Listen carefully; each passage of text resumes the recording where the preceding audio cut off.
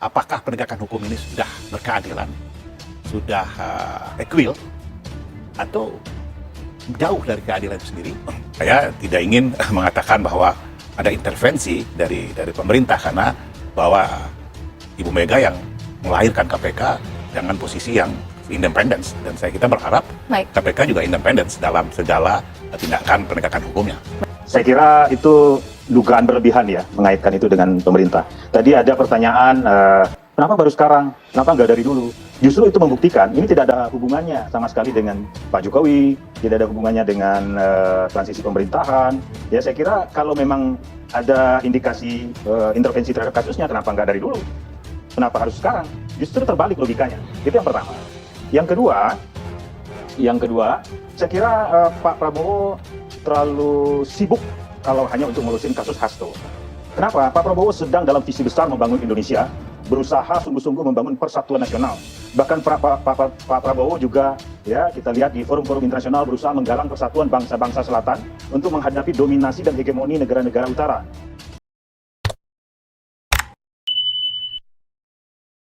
Assalamualaikum warahmatullahi wabarakatuh. Halo pemirsa, selamat datang kembali di channel ini. Bagaimana kabar pemirsa sekalian? Saya doakan semoga sehat selalu dan salam akal sehat.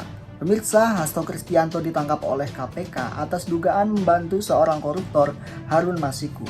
Terkait dengan hal ini, banyak pihak yang berspekulasi bahwa penangkapan Hasto ini adalah balas dendam politik dari Jokowi.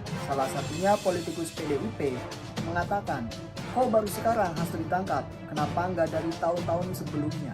Terkait dengan statement tersebut, seorang ketua DPP PSI mengatakan bahwa statement itu sangat berlebihan dan tidak masuk logika. Ia juga mengatakan bahwa Hasto ini kebanyakan drama. Langsung saja kita simak bersama statementnya dan harap tonton sampai habis agar tidak gagal paham. Saya punya keyakinan bahwa PDIP komit ya dengan konsensus nasional bahwa negara kita ini negara hukum. Ya.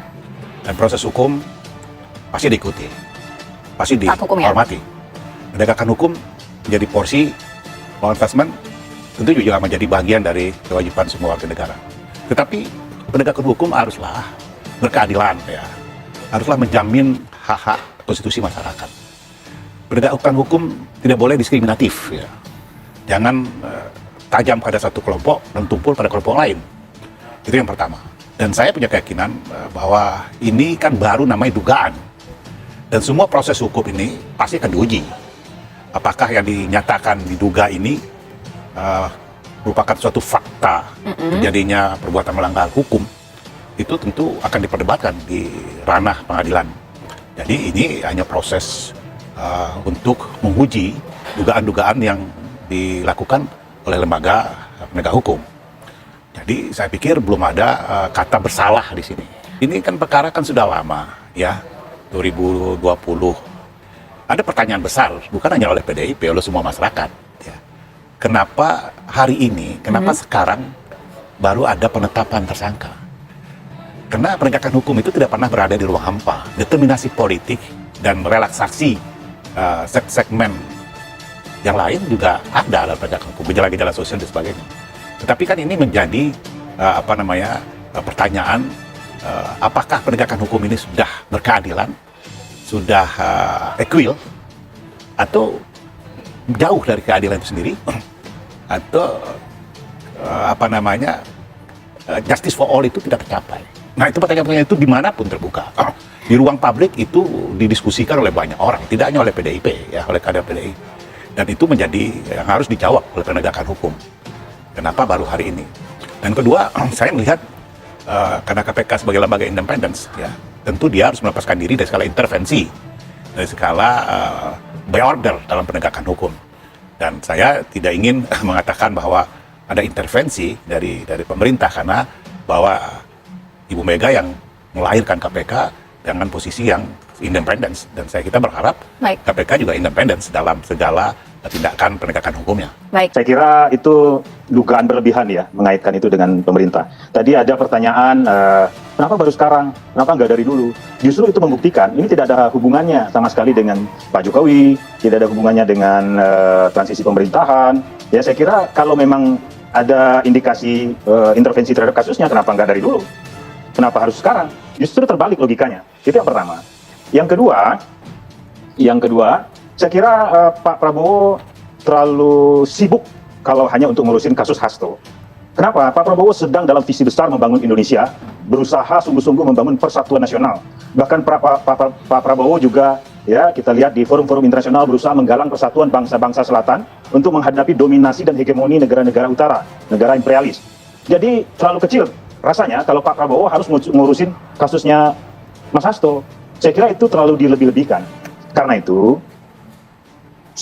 hemat saya, Mas Hasto hadapi saja kasusnya dengan gagah, dengan gentleman, karena sesungguhnya hukum memang harus ditegakkan seadil-adilnya sehingga tidak ada ruang interpretasi yang bias. Jadi penegakan hukum itu kan sebenarnya ruang yang juga baik untuk Mas Hasto untuk bisa menvalidasi kasusnya. Ya, jangan sampai Mas Hasto terseret oleh gosip politik yang berkepanjangan dengan kasus ini. Justru pendekatan hukum ini akan meng-clearance, ya, memposisikan kasusnya itu lebih jernih. Jadi saya kira apapun prosesnya itu akan juga baik buat Mas Hasto. Hadapilah itu dengan gentleman. Karena itu yang kedua, saya menghimbau Mas Hasto jangan terlalu banyak juga drama. Karena Mas Hasto ini akhir-akhir ini sering banyak drama, Mbak. Ya kan? Kadang-kadang nangis, ya kan? Kadang-kadang kemarin juga udah kayak infotainment, ya, hobi infotainment, mulai ngorek-ngorek hubungan-hubungan orang masa lalu, ya. Ya pasti paham apa yang saya maksud, gitu ya. Karena sesungguhnya apa ya, Mas Hasto harus bisa memposisikan dirinya tidak menjadi beban bagi negara. Negara sedang dalam proses pembangunan, dalam proses membangun persatuan nasional. Jangan sampai Mas Hasto menjadi menyandra masa depan bangsa dan negara hanya karena kasus personalnya. Jujur saja, saya sebenarnya prihatin dengan Mas Hasto kasusnya ini. Masa tokoh sebesar Mas Hasto bisa terseret kasus-kasus kayak gini gitu. Jadi sayang sekali sebenarnya. Tapi ya cukup hadapi itu sendiri, jangan bawa-bawa atau seret-seret kehidupan berbangsa bernegara. Saya inginkan mengatakan, jangan sampai penegakan hukum itu dikenakan by order. Bukan saya menuding pemerintah memberi order. Jangan sampai penegakan hukum tidak independen. Karena Ibu Mega melahirkan KPK itu mandiri. Jadi jangan sekarang menjudge Mas Hasto sebagai pelaku gitu sebuah kejahatan belum dibuktikan. Karena ada presumption of innocence itu, azas praduga tak bersalah itu dihormati. Yang kedua, semua orang bebas kok berekspresi, mendiskusikan. Kenapa ini baru hari ini? Itu bebas. Warna publik ini, atmosfer politik mau sesuai sosial itu punya hak. Jangan rampas hak masyarakat untuk diskusi soal itu. Kalau orang berbeda, jangan Anda anggap satu rivalitas atau permusuhan yang menganggar. Itu membangunkan adrenalin orang-orang yang mencoba menyikapi fenomena hukum dan politik di Indonesia. Itu hak asasi manusia. Jangan rampas itu, Bu. Baik.